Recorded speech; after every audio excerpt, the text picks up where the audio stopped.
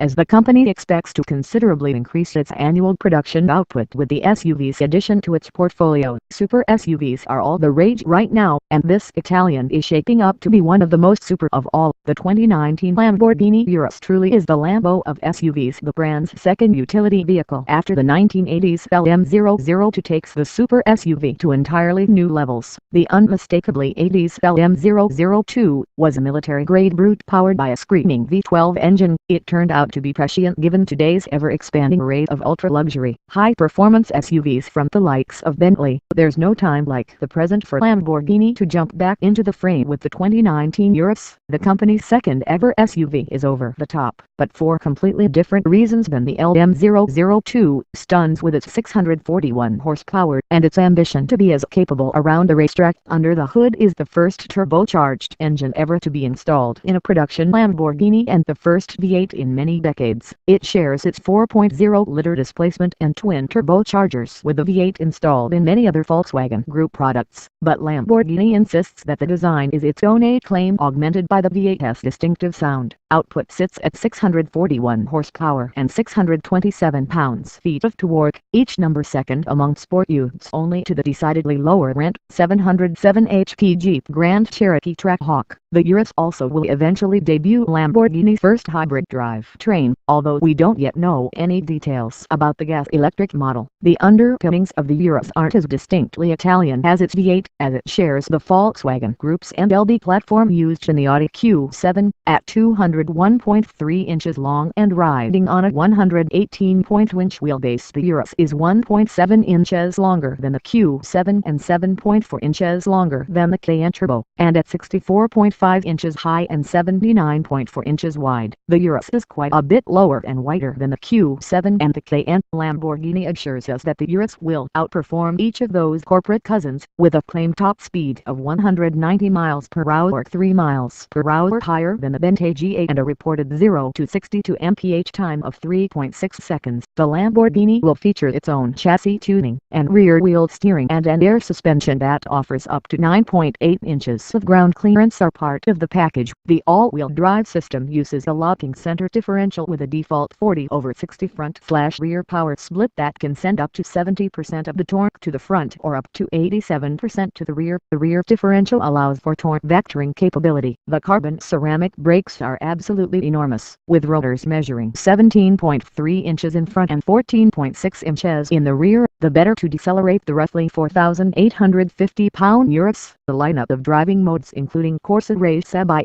Sand and Neve Snow will diversify the Lambo skill set. The all-wheel drive system routes more power to the rear, and the torque vectoring and stability control thresholds allow for a bit more slip. The stability control is similarly recalibrated to accommodate the low grip surface, with the Urus's available 23-inch wheels mounted on unique Pirelli summer tires, size 285/35R23 in the front and 325/30R23 in back. The interior takes a form-above-function approach, including the large digital gauge cluster, a fairly conventional-looking central infotainment display, touch screen that is reminiscent of the unit in Range Rover's new dealer. We found rear seat room to be adequate, although headroom is a bit pinched by the sloped roofline, and 5-seat configurations are available, while the roofline and the sharply raked lift gate mean that the cargo area is deep but not tall. When it goes on sale in the United States late next year, the Urus will share space with the Huracan at the entry-level end of the Lamborghini lineup, as it will start at roughly the same $200,000 as the V10 supercar. The vast expansion of Lamborghini's factory in its hometown of Sant'Agata Bolognese already has been completed to build the Urus.